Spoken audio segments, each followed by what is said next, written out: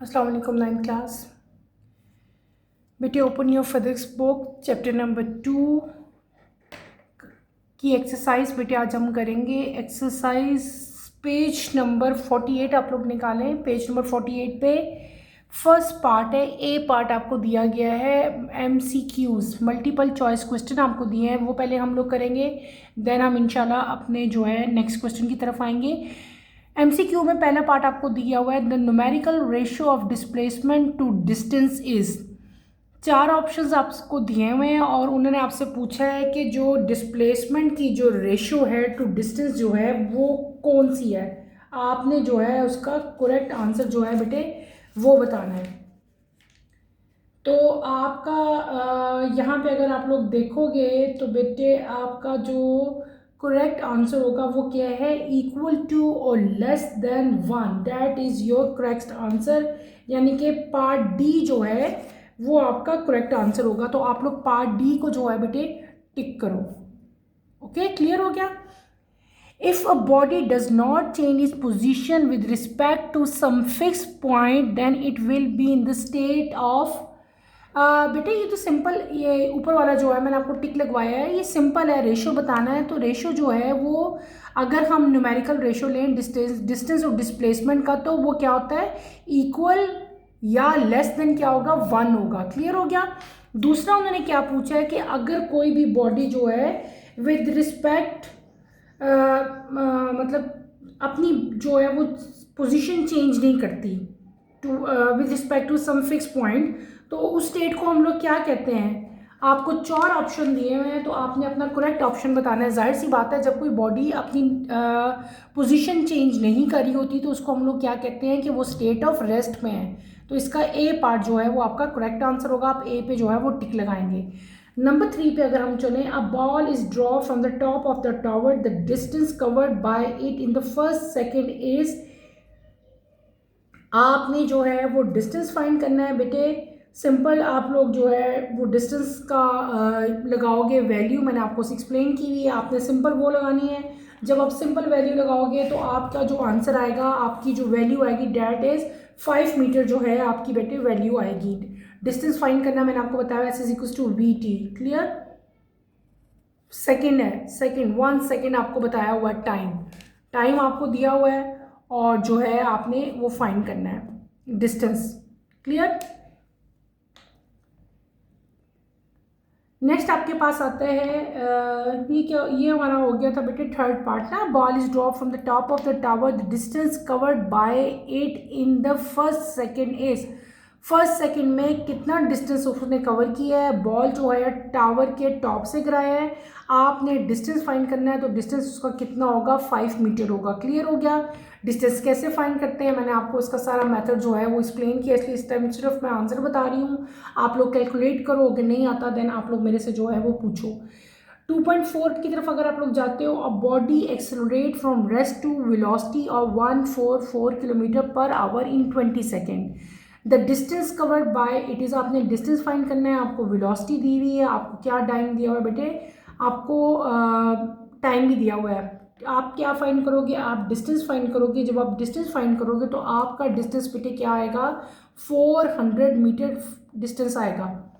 Distance आप लोग खुद फाइंड करो। S is equals to VIT plus half AT square जो है वो वाली इक्वेशन यहाँ पे हम लोग पुट करेंगे। मैंने आपको इक्वेशन बता दी, अब आप लोग खुद पुट करें और उसमें ये वैल्यूज लगाएं और आपका जो है आंसर आएगा। नेक्स्ट आपका आता है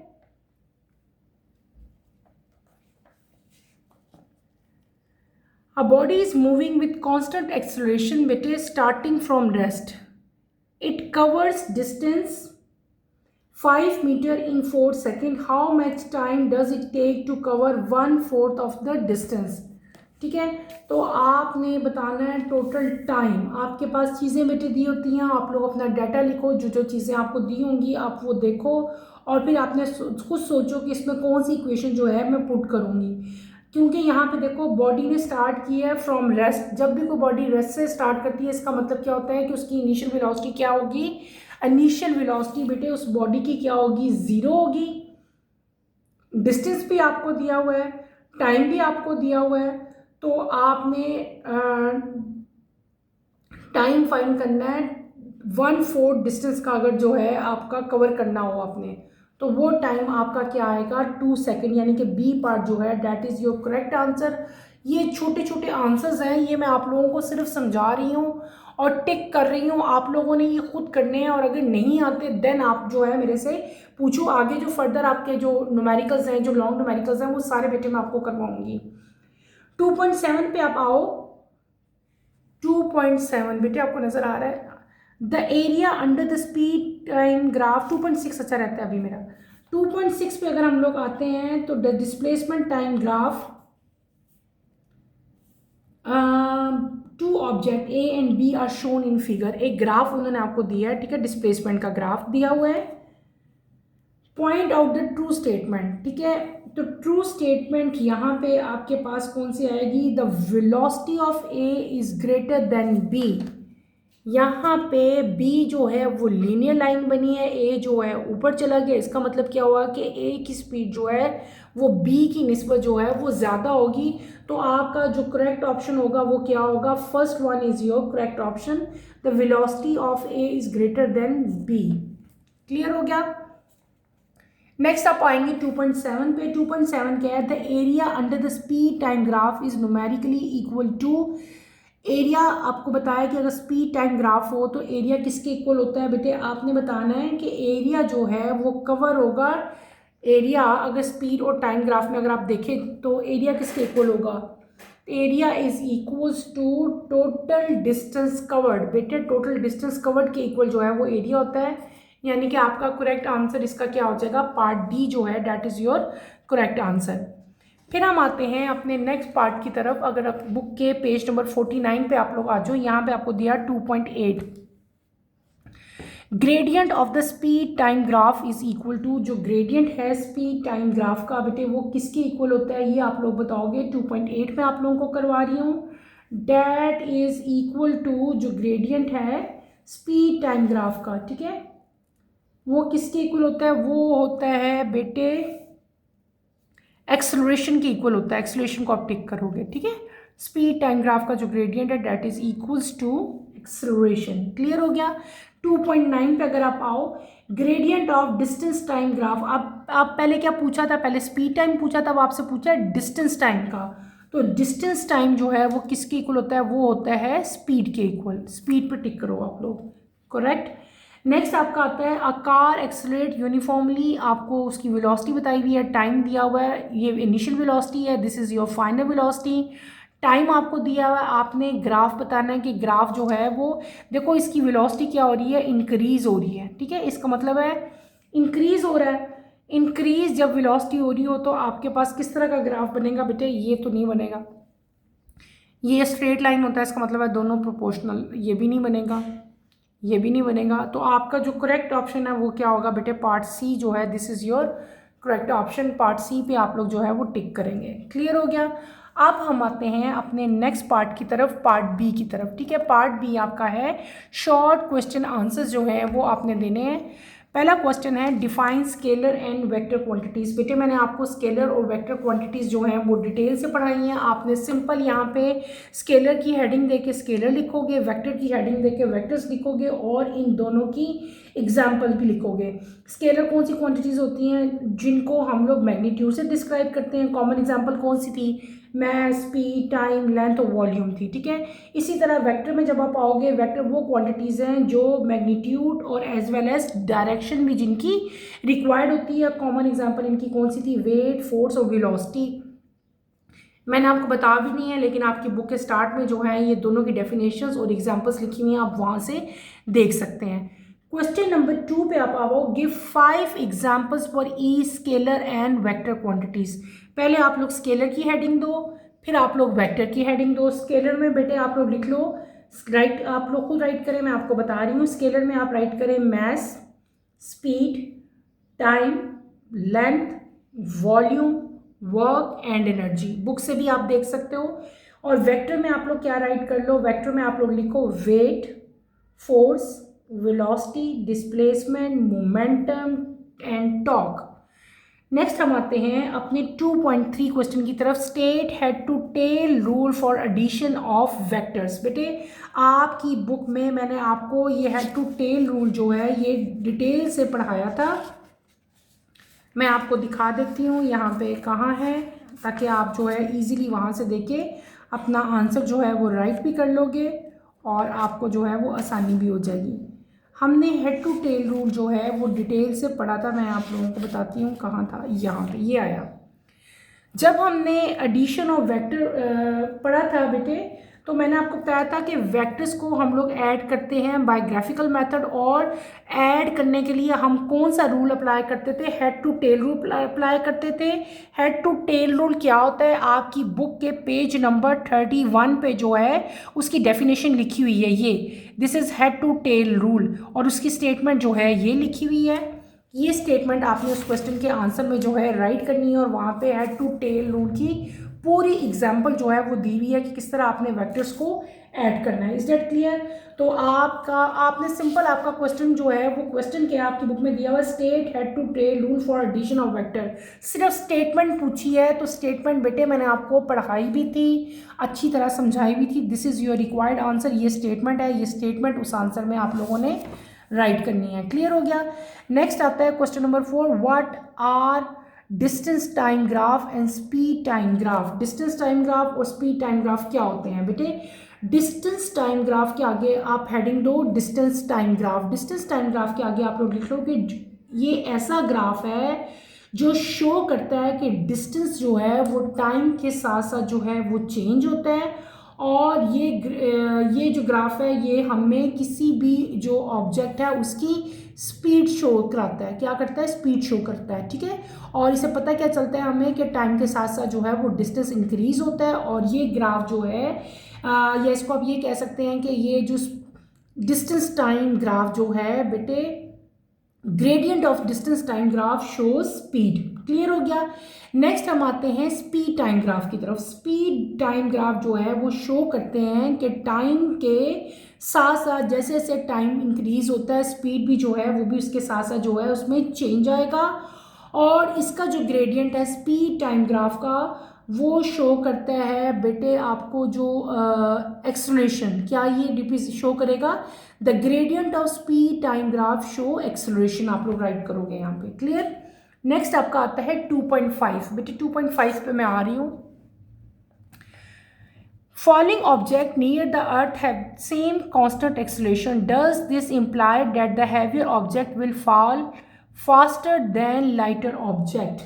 ठीक है, तो इसका आपने बताना है आंसर कि फॉलिंग ऑब्जेक्ट जो हैं अर्थ की सरफेस पे कांस्टेंट एक्सेलरेशन उनकी होती है जब वो अर्थ की सरफेस पे आते हैं।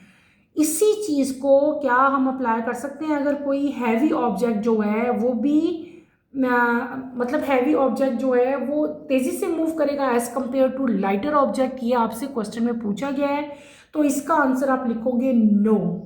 इस तरह नहीं होता। No, the acceleration due to gravity is same for all object near the earth regarding of their masses. यानी कि किसी भी ऑब्जेक्ट का मैस चाहे ज़्यादा हो चाहे कम हो, तो एक्सेलरेशन ड्यू टू ग्रेविटी जो है वो तमाम के तमाम ऑब्जेक्ट जो अर्थ की तरफ आ रहे होते हैं उनकी क्या होती है बेटे? सेम होती है, जो मर्जी उनका मैस हो। क्लियर हो गया? आप इसके आंसर में क्या राइट कर दोगे कि no, the acceleration due to gravity is same for all the objects near the earth regardless of their mass, therefore both heavier यानी कि हैवियर एंड लाइटर ऑब्जेक्ट, दोनों ऑब्जेक्ट बेटे जो हैवी हैं और जो दोनों जो स्मॉल है वो दोनों एक ही टाइम पे अर्थ की सरफेस पे जो है वो गिरेंगे। ठीक है, क्लियर हो गया? तो आप सिंपल यहाँ पे क्या लिख दोगे? Therefore both lighter and heavier object fall at the same time. Clear हो गया? अब हम चलते हैं अपने नेक्स्ट क्वेश्चन, क्वेश्चन नंबर 2.6 की तरफ। The vector quantities are sometime written in scalar notation not bold face. How is the direction indicated? अगर वेक्टर क्वांटिटीज को स्केलर नोटेशन में यानी कि बोल्ड फेसेस में मत लिखा जाए तो उनकी डायरेक्शन जो है वो किस तरह इंडिकेट करेंगे? तो उसमें आपने 3 पॉइंट्स बेटे राइट करने हैं। आप लोग राइट करें, मैं आप लोगों को बताती हूँ। 1 2 3 आप लोग मेंशन करो। नंबर 1 पे आप लोग क्या लिखोगे? Use a unit vector to specify a direction. Direction को स्पेसिफाई करने के लिए आप क्या यूज करेंगे बेटे? Use unit vector. हम यूनिट वेक्टर यूज करेंगे। नंबर बी में हम लोग क्या करेंगे? एंगल को इंक्लूड करेंगे with respect to reference axis. ठीक है, हम लोग एंगल को जो है वो इंक्लूड करेंगे रिप्रेजेंट करने के लिए ना, एंगल को इंक्लूड करेंगे with respect to reference axis. Number 3 पे क्या करेंगे? पॉजिटिव साइन या नेगेटिव साइंस बेटे आप लोग यूज करोगे। पॉजिटिव और नेगेटिव साइन जो है वो यूज करेंगे। किस लिए यूज करेंगे? To indicate the direction along the reference axis. यानी कि 3 चीजें जो हैं इंडिकेट मतलब इंडिकेटेड होंगी। कौन कौन सी? यूजिंग अ यूनिट वेक्टर है, एंगल को इंक्लूड करेंगे, और तीसरा क्या है? पॉजिटिव या नेगेटिव साइन जो है वो यूज करेंगे। क्लियर हो गया? अब आप लोग आओ 2.7। 2.7 बेटे आपको क्या कहा, पूछा गया है? A body is moving with uniform speed, will it velocity be uniform, give reason.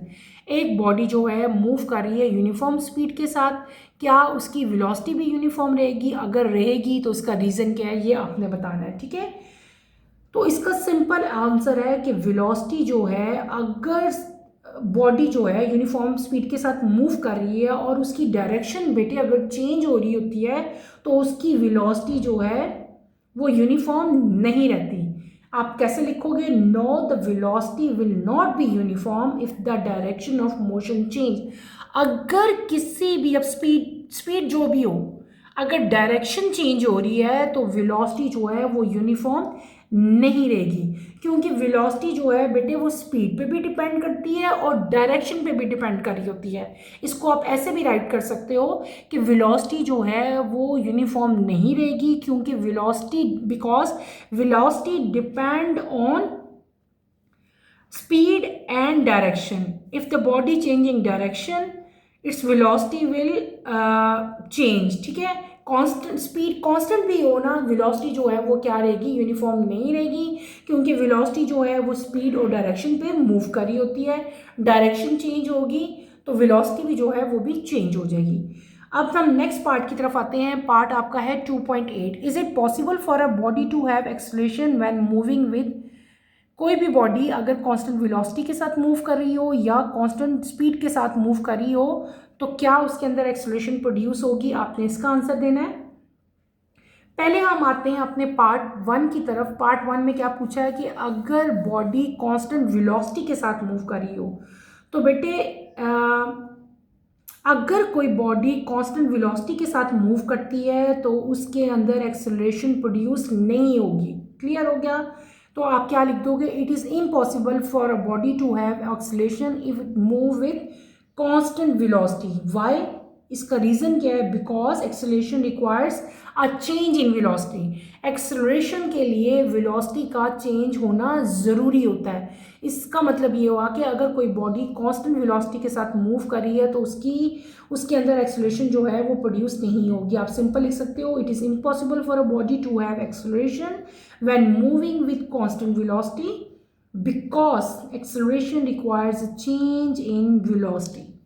Number 2 क्या है? Constant speed. इसका आंसर क्या होगा कि अगर कोई बॉडी कांस्टेंट स्पीड के साथ मूव कर रही है तो उसके अंदर एक्सेलरेशन प्रोड्यूस होगी। ठीक है, इसके अंदर एक्सेलरेशन प्रोड्यूस होगी बिकॉज एक्सेलरेशन जो है वो तभी प्रोड्यूस होती है जब वेलोसिटी चेंज होती है। क्लियर हो गया? यहाँ पे एक्सेलरेशन प्रोड्यूस नहीं होगी और यहाँ पे एक्सेलरेशन जो है प्रोड्यूस होगी। ये हमने क्या कर लिया बेटे? हमने एक्सरसाइज शुरू की है चैप्टर नंबर 2 की। उसमें मैंने आपको फर्स्ट 2 पार्ट ए और पार्ट बी जो है वो कंप्लीट करवा दिया है। ये दोनों पार्ट्स आप लोगों ने अच्छी तरह से करके आने हैं। ठीक है, अच्छी तरह से इनको समझना है। इन दोनों पार्ट्स में कोई प्रॉब्लम होती है तो feel free to ask any question. इंशाल्लाह कमिंग लेक्चर में पार्ट सी जो है कंस्ट्रक्टिव रिस्पॉन्स क्वेश्चन वो मैं आपको कंप्लीट करवाऊंगी। नेक्स्ट टॉपिक की नोटिफिकेशन के लिए आप चैनल को शेयर करें, लाइक करें और सब्सक्राइब करें। और यहीं पर अपना टॉपिक मैं ख़त्म करती हूँ। अल्लाह हाफिज़ 9 क्लास। टेक केयर बेटे, अपना ख्याल रखिएगा।